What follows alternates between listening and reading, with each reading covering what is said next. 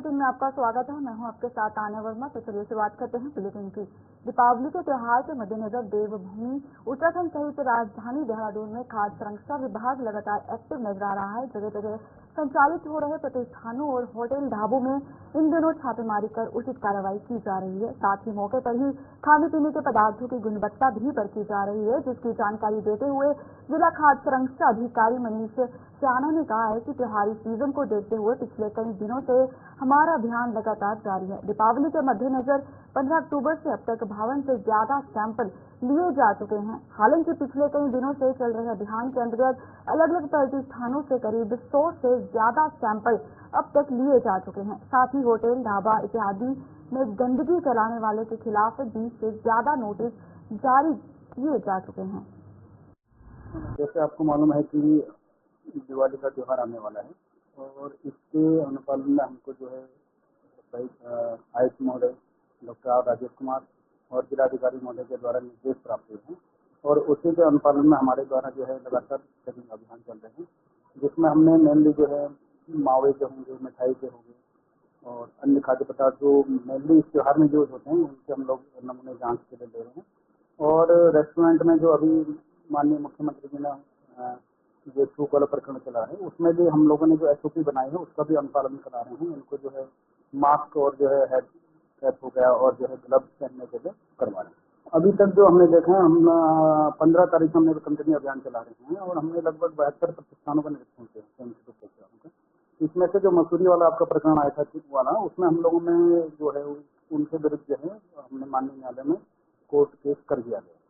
और जो भी हम जिस भी रेस्टोरेंट में या फिर हम जहाँ पर खाना बन रहा है वहाँ पर चेक कर रहे हैं तो इनको SOP का अनुपालन करने के लिए हम जो निर्देश दे रहे हैं इनको।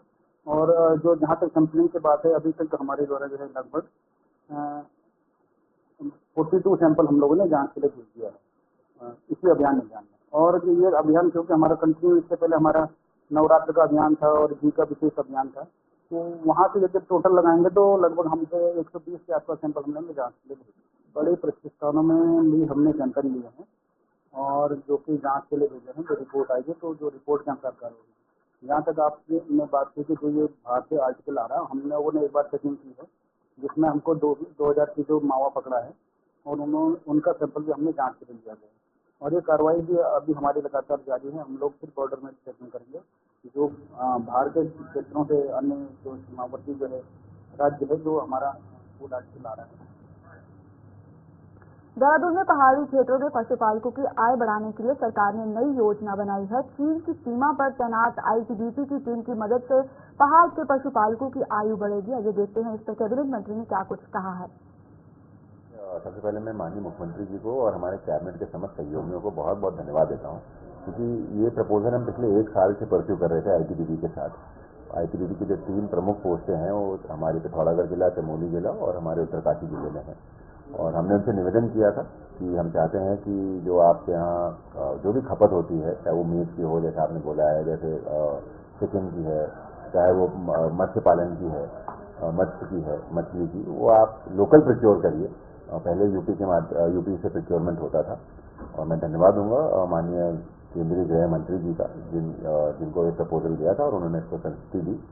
और आज हमारे फार्मर्स के लिए बहुत बड़ी उपलब्धि है, क्योंकि आज आपको एक चेन ऑफ सप्लाई अश्योर हो चुकी है कि अब ITBP आपसे अगले 5 साल के लिए लगातार मीट भी खरीदेगा, आपसे मछली भी लेगा और आपसे चिकन भी लेगा। और हमारे पशुपालकों के लिए जो अपने लिए मार्केट ढूंढते थे, उत्तरकाशी के बहुत सारे ऐसे लोग हैं जो हिमाचल तक में अपना मीट बेचने जाते थे और उनकी पेमेंट 8-8, 9-9 महीने तक नहीं मिलती थी। आज वो सीधा सरकार से डील करेंगे, ITBP से डील करेंगे और उसके साथ साथ पेमेंट अश्योरिटी होगी, क्योंकि सरकार के बीच में ITBP एक सरकारी ऑर्गेनाइजेशन है, तो पेमेंट की अश्योरेंस भी है और टाइमली पेमेंट भी मिलेगा। तो इसके लिए समस्त पशुपालकों को बहुत बहुत बधाई देता हूँ। लगभग 10,000 पशुपालक ऐसे होंगे उत्तराखंड में जो इससे लाभान्वित होंगे। और उसमें लगभग जो हमारा एस्टिमेट है कि 7,000 हमारी मातृशक्ति हैं जो बकरी पालन और पशुपालन और मत्स्य पालन से जुड़ी हुई हैं। 750 हमारे चिकन व्यवसाय से जो जुड़े हुए लोग हैं, कुकुट से, उनको फ़ायदा होगा। और उसके साथ साथ लगभग 40 समितियां हमारी मत्स्य की ऐसी हैं जिनके माध्यम से हम मछली प्रोवाइड कराएंगे ITBP को। तो एक ओवरऑल पर्वतीय क्षेत्रों में जो हमारा टारगेट था सरकार का कि रोजगार उत्पन्न हो और लोगों को पलायन की जो समस्या है उससे हम वार कर सकें। इससे बहुत उत्तराखंड में पिछले कुछ समय से लैंड जिहाद, मजाज जिहाद, थूक जिहाद, मूत्र जिहाद, लव जिहाद के साथ साथ डेमोग्राफिक परिवर्तन को लेकर लगातार खबरें आ रही हैं। इन मामलों को लेकर मुख्यमंत्री पुष्कर सिंह धामी ने भी अपने रुख को साफ किया है। विपक्ष की ओर से भी सरकार पर कई सवाल उठाए जा रहे हैं। शंकराचार्य स्वामी अभिमुक्तेश्वरानंद ने भी इस मामले में सरकार पर सवाल उठाए हैं। उन्होंने कहा है कि सरकारें कमजोर पड़ गई हैं और अगर कानून का राज हो तो कोई किसी पर हावी नहीं होगा। भाई ये मुसलमानों में सुन्नत है, धर्म है कि जब कोई खाने किसी के लिए आगे बढ़ाते हैं तो थूक करके वो बढ़ाते हैं। वो मानते हैं कि इससे प्यार बढ़ता है और ये भी मानते हैं कि जैसे दूसरे धर्म का व्यक्ति खाएगा तो उसकी पवित्रता खंडित होगी तो वो हमारे में आ जाएगा, तो इसलिए वो करते ही हैं। तो ये तो हमको तय करना है ना कि हम किसके हाथ का खाएं किसके हाथ, इसीलिए हम लोग पहले विचार करते थे, अब वो विचार बंद हो गया तो अब ये सब तो भोगना ही पड़ेगा। भाई डेमोग्राफी तो हो ही रही है, जहाँ जिसकी डेमोग्राफी है वहाँ पर वो राजा बन गए। सरकार का राजा कहाँ देश में दिखाई देता है? डेमोग्राफी कितनी भी बदल जाए, अगर सरकारें दृढ़ हो तो न्याय कानून का शासन हो तो डेमोग्राफी क्या करते हैं? लेकिन सरकारें कमजोर पड़ गई हैं, इसीलिए डेमोग्राफी प्रभावी हो गई है। जहाँ जो ज्यादा संख्या में है वो वहाँ अपने दादागिरी चला रहे हैं। ये सरकारों की। राज्य के पूर्ण गठन मंत्री डॉक्टर प्रेम सिंह अग्रवाल ने विधानसभा देहरादून स्थित सभागार कक्ष में विभागीय अधिकारियों की बैठक की। इस दौरान उन्होंने अधिकारियों को जरूरी दिशा निर्देश दिए। बैठक में उत्तर प्रदेश और उत्तराखंड के बीच चले आ रहे परिसंपत्तियों के बंटवारे मामले में भी चर्चा हुई। बैठक में सहकारिता विभाग के अंतर्गत यह पाया गया कि उत्तर प्रदेश द्वारा उत्तराखंड में लगभग 10 करोड़ 44 लाख रुपए की धनराशि गई है, जबकि उत्तराखंड द्वारा उत्तर प्रदेश को लगभग 3 करोड़ 35 लाख की धनराशि दी है, जिससे हेतु दोनों राज्यों में सहमति बनी है। हम उत्तराखंड जो हमारा राज्य है ये उत्तर प्रदेश से अलग हुआ था और तब से हमारे यहाँ कुछ परिसंपत्तियों के बंटवारों को लेके लगातार हम लोग बातचीत करते रहे हैं। माननीय मुख्यमंत्री जी ने भी पिछले दिनों योगी जी के जो हमारे उत्तर प्रदेश के माननीय मुख्यमंत्री ने साथ बातचीत की थी, कुछ मामले सॉर्ट आउट हुए थे। लेकिन उसके बाद भी अभी हमारे यहाँ कुछ विषय ऐसे हैं कि जिसको अभी निस्तारित करना बाकी है। जब पिछली बार मैंने एक मीटिंग ली थी, आपको भी सबको जानकारी है, वन विभाग का कुछ पैसा हमारा पेंडिंग है, कुछ सिंचाई बाकी जमीनें हमारी वहाँ पे ऐसी हैं कि जिसको मैंने कहा था इसको और पुनर्जीवित आप करिए। तो उसके बाद का क्या डेवलपमेंट हुआ, अच्छी बात यह है कि इस बैठक का एक नतीजा ये निकला कि हमारे यहाँ जो सहकारिता का है उसमें हमें कुछ जो पहले हमारे रिकॉर्ड में नहीं था वो सहकारिता का पैसा भी अब हमने क्लेम किया है। लगभग 10 करोड़ 44 लाख रुपया हमने वहाँ से लेना है, 3 करोड़ 35 लाख रुपया हमने देना है, यानी लगभग 7 करोड़ 11 लाख रुपया 7 करोड़ 11 लाख रुपया भी हमें इस तरह से वहाँ से मिलने की संभावना बनती है। ऐसी हमने पिछली बार जब हमने बातचीत की तो कृषि में हमें 1 करोड़ 13 लाख रुपये मिला है, उसके लिए उन्होंने सहमति दी है। यानी कि इस बैठक का लब्बो लबाब का रिजल्ट ये निकल रहा है कि जो हमें पैसा वहाँ से जिनकी हमें कागजों में नहीं ज्ञात था या जानकारी नहीं थी वो पुनर्जीवित हुआ निकला और उसमें हमें इस तरह से लाभ हुआ। जो हमारे सिंचाई विभाग की जमीन है उसके लिए भी हमारी बातचीत जारी है और ऐसे हमारे यहाँ वन विभाग का कुछ मैटर है जो पिछले बार हमने कहा था कि हमारे यहाँ जो लगभग उसमें लगभग 95 करोड़ रुपये हमारा बकाया था। और ऐसे ही हमारा ऊर्जा का ये 3 प्रमुख विभाग अभी हमारे हैं जिससे हमारी बातचीत होनी है। ऊर्जा में हमारे सुप्रीम कोर्ट में मैटर चल रहा, हम उम्मीद कर रहे हैं सुप्रीम कोर्ट के भी हमारे पक्ष में निर्णय आया तो हम लोग उसमें लाभ की स्थिति में होंगे। वन और दूसरे विभाग के लिए सिंचाई विभाग के लिए मेरे द्वारा आज निर्देशित दिया गया कि 10 दिन के अंदर सचिव लेवल की हम लोग आपस में बातचीत करें। मतलब हमारे यहाँ के ऊर्जा सचिव, सिंचाई सचिव, वहाँ के सिंचाई सचिव, यहाँ के हमारे जो सहकारिता सचिव, वहाँ के सहकारिता सचिव, हमारे यहाँ के जो हैं वन सचिव, वहाँ के वन सचिव, मतलब उस लेवल के अधिकारी पहले बातचीत करें। फिर 10 दिन के बाद कुछ मामला नहीं बढ़ता आगे तो हमारे CS लेवल पे हम लोग बातचीत करें। उसके बाद भी यदि मामला पेंडिंग रहता है या निस्तारित नहीं होता है तो फिर हम कोशिश करेंगे, मुख्यमंत्री जी से आग्रह करेंगे, मुख्यमंत्री लेवल पे हमें इसे सॉर्ट आउट कराने का प्रयास करेंगे। यानी कि जो हमारा क्लेम है हम चाह रहे हैं कि हमें उसको मिल जाए ताकि हमेशा के लिए ये विषय भी हमारा समाप्त हो जाए और हम इससे लाभ।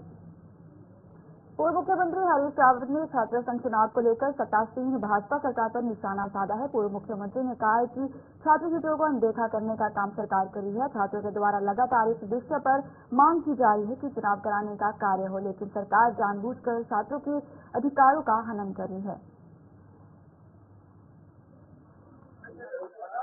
छात्रों की सुरक्षा और उनके जीवन की सुरक्षा भी, लोकतांत्रिक अधिकारों की सुरक्षा भी हमारे लिए प्रमुख कर्तव्य है। जब हरीश जोशी टावर में चढ़े तो वो कोई ऐसी घटना न हो जो पहले रामनगर में घटित हो चुकी है, तो इसलिए मैंने ये कहा कि यदि आप इसका समाधान नहीं करेंगे तो मैं भी टावर में। उत्तरकाशी में मस्जिद को अवैध बताकर आंदोलन कर रहे हिंदूवादी संगठनों और अन्य लोगों पर लाठीचार्ज की घटना को प्रदेश के कैबिनेट मंत्री प्रेमचंद अग्रवाल ने सामान्य घटना करार दिया है। उन्होंने कहा है कि जिस रूट पर प्रदर्शनकारियों को जाने की अनुमति दी गई थी उससे अलग रूट पर वह जा रहे थे, इसलिए पुलिस ने उन्हें रोकने का प्रयास किया। इसको किसी भी प्रकार से आप कह सकते हैं कि हिंसक घटना कहना सही नहीं है। मंत्री प्रेमचंद अग्रवाल के इस वक्तव्य के साफ होता है कि उन्होंने प्रशासन की इस कार्रवाई का समर्थन किया है और इसे एक सामान्य प्रशासनिक कार्य माना है। जो उत्तरकाशी में जो घटनाक्रम हुई है उसमें जो हमारे पास जानकारी है कि कुछ स्थानीय लोग वहाँ मस्जिद को लेकर प्रदर्शन करना चाह रहे थे, जिनका रूट निर्धारित किया गया था और उसके बाद वो मस्जिद की तरफ बढ़ रहे थे जहाँ बैरिकेडिंग की गई थी।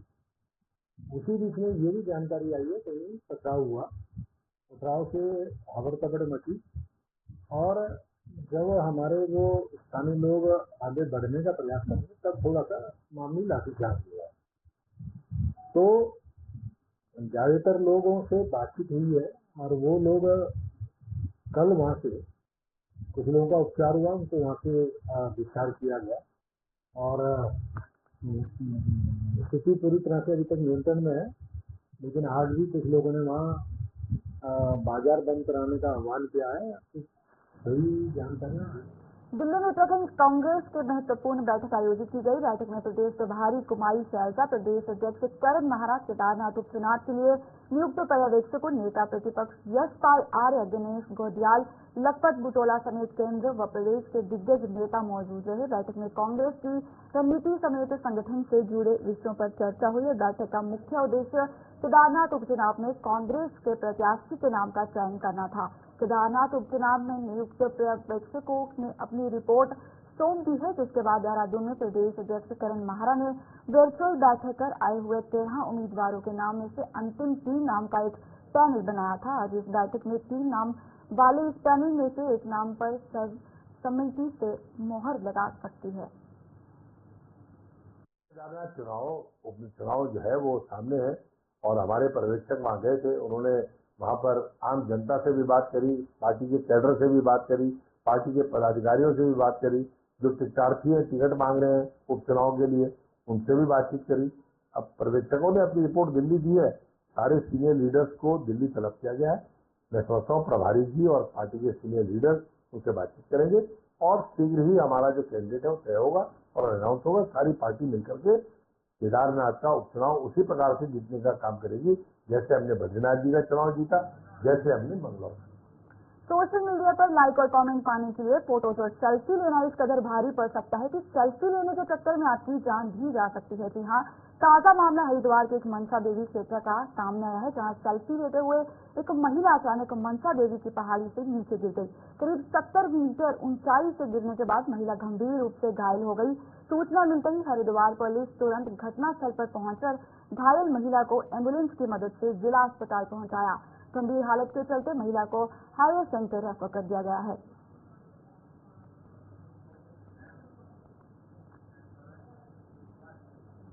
2024 लोकसभा चुनाव के दौरान बड़ी संख्या में दूसरे दलों के नेता व कार्यकर्ता भारतीय जनता पार्टी में शामिल हुए, लेकिन अब बड़ा हुआ कुनबा कहीं न कहीं भाजपा के गले की फंसा बनता नजर आ रहा है। 20 नवंबर को केदारनाथ में उपचुनाव होने हैं, जिसको लेकर भारतीय जनता पार्टी में दावेदारों की होड़ लगी हुई है। लेकिन इस बीच केदारनाथ सीट से 2 बार निर्दलीय उम्मीदवार के तौर पर चुनाव हार चुके कुलदीप सिंह रावत के तेवरों से भाजपा में बेचैनी है। भाजपा में शामिल हो चुके कुलदीप चुनाव में टिकट न मिलने पर बड़ा कदम उठा सकते हैं। उन्होंने सोशल मीडिया पर चल रहे इंटरव्यू तो यही संकेत दे रहे हैं कि जिसको लेकर कांग्रेस चुटकी ले रही है। कांग्रेस प्रदेश अध्यक्ष करण महारा का कहना है कि हकीकत यही है कि भारतीय जनता पार्टी में काफी असंतोष है। महारा ने कहा, कांग्रेस मुक्त भारत कहते कहते भारतीय जनता पार्टी कांग्रेस युक्त पार्टी हो गई है। देखिए, मैं जो बीजेपी के परिवार के सदस्य हैं, मैं उन पर टिप्पणी नहीं करूंगा, लेकिन हकीकत यही है कि भारतीय जनता पार्टी में काफी असंतोष है। शैला रानी रावत जी की बिटिया भी तैयारी कर रही हैं, कुलदीप रावत जी पिछले बार वोट लेके आए थे ठीक ठाक, तो वो भी तैयारी कर रहे हैं, और अन्य लोग भी वहाँ हैं। आशा नौटियाल जी हैं जो उनकी महिला मोर्चे की प्रदेश अध्यक्ष हैं, वो भी हैं, और अन्य भी दावेदार हैं। तो वहाँ नाराजगी भी है, लोगों को झूठ बोलकर पार्टी में सम्मिलित किया गया, सपने दिखाए गए कि आप हमारी पार्टी में आ जाए, आगे आपको मौका मिलेगा। तो आज वो चीज़ें निकल के बाहर आ रही हैं। भारतीय जनता पार्टी आज भारतीय जनता पार्टी है कहाँ? कांग्रेस मुक्त भारत कहते कहते आज कांग्रेस युक्त भारतीय जनता पार्टी हो गई है। वहाँ 80% लोग तो कांग्रेस के ट्रेंड लोग हैं। मंत्रियों को देख लो, मंत्रियों की संख्या देख लो, उसमें भी आधे मंत्री कांग्रेस पृष्ठभूमि के हैं। तो कांग्रेस युक्त भारतीय जनता पार्टी है, और कांग्रेस मुक्त करते करते भारतीय जनता पार्टी के वरिष्ठ नेता एवं पूर्व विधायक नवीन चंद्र दुमका ने लालकुआं विधानसभा क्षेत्र की बिगड़ती कानून व्यवस्था पर चिंता व्यक्त करते हुए पुलिस प्रशासन की कार्य प्रणाली पर भी सवाल उठाए हैं। अपने आवास पर पत्रकारों को संबोधित करते हुए पूर्व विधायक नवीन चंद्र दुमका ने कहा कि बीते 2 वर्षों में लालकुआं विधानसभा क्षेत्र में अपराध का ग्राफ बढ़ गया है। उन्होंने कहा कि बीते 2 दिन पूर्व हल्दीचोर निवासी पूर्व सैनिक पर दिन दहाड़े फायरिंग कर जानलेवा हमला होना कानून व्यवस्था के लिए चुनौती है। उन्होंने कहा कि लालकुआं क्षेत्र में हत्या, चोरी, मारपीट, फायरिंग जैसी घटनाओं में बढ़ोतरी हुई है, जिसके चलते आम आदमी में डर का भय बना हुआ है। पूर्व विधायक ने कहा कि पुलिस की लापरवाही का खामियाजा आम जनमानस को भुगतना पड़ रहा है। लालकुआं में लंबे समय तक लालकुआं और हमारे पूरे क्षेत्र में शांति व्यवस्था ठीक ठाक चल रही थी, लेकिन इधर कुछ समय से पहले छुटपुट अपराध हुए, फिर 2-3 दिनों में समूह बन के अपराध हुए, और अब तो ऐसा लगता है कि पूरी एक गैंग बन गई है।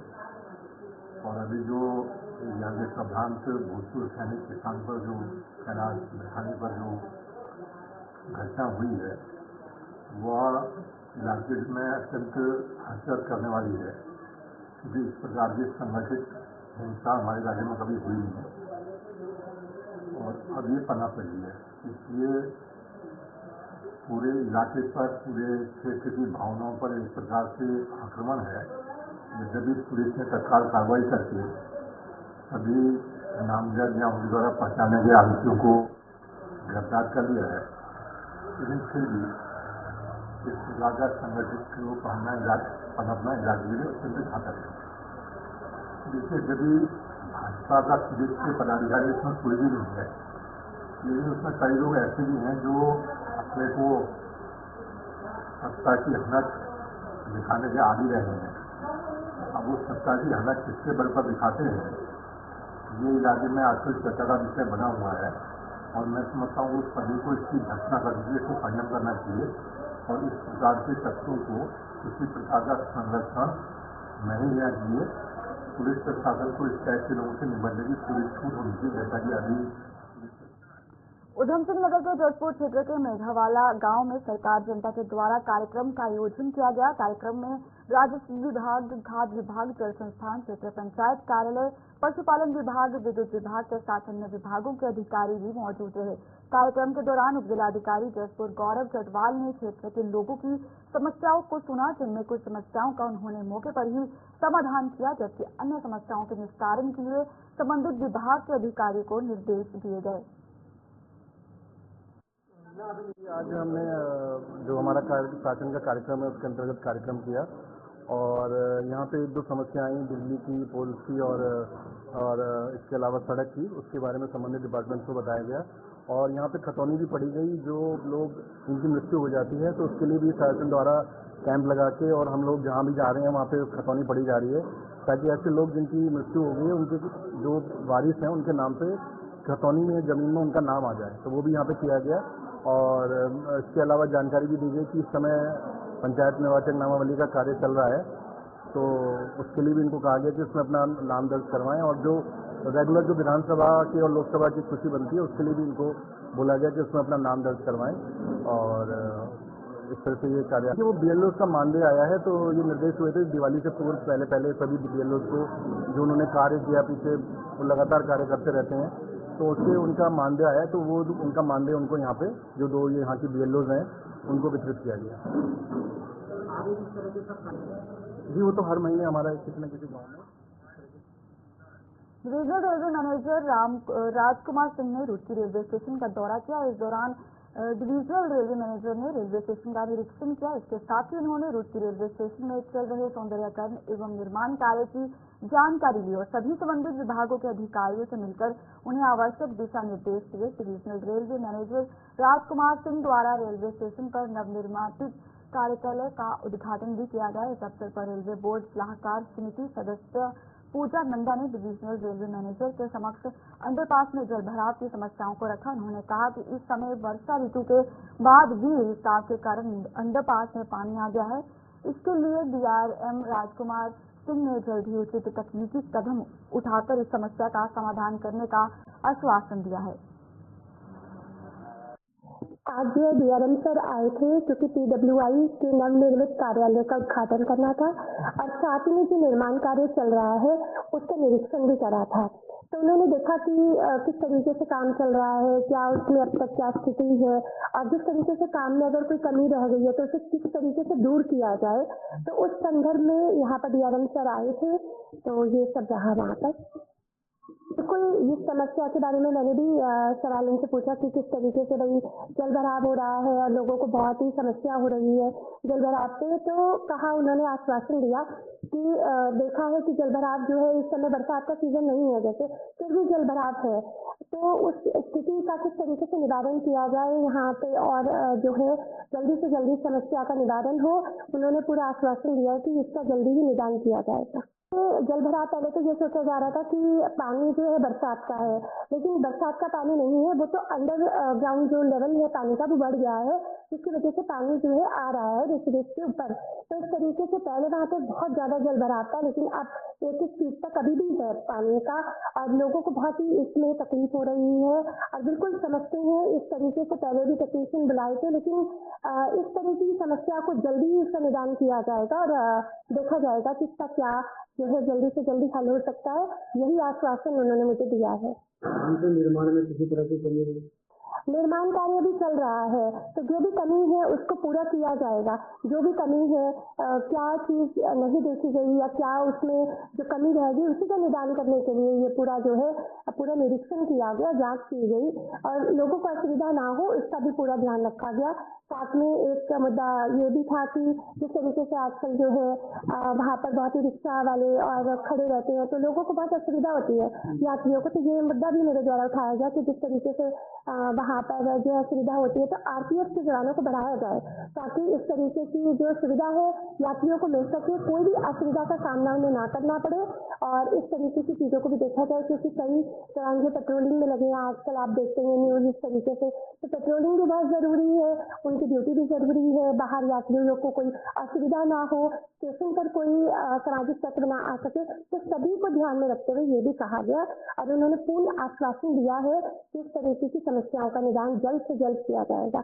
तो मुझे भी आशा है कि जब उन्होंने आश्वासन दिया है तो जल्दी ही ऐसा पूरा हो जाएगा। और चलिए उत्तराखंड से इस खास बुलेटिन में इतना ही। मुझे दीजिए इजाजत। नमस्कार।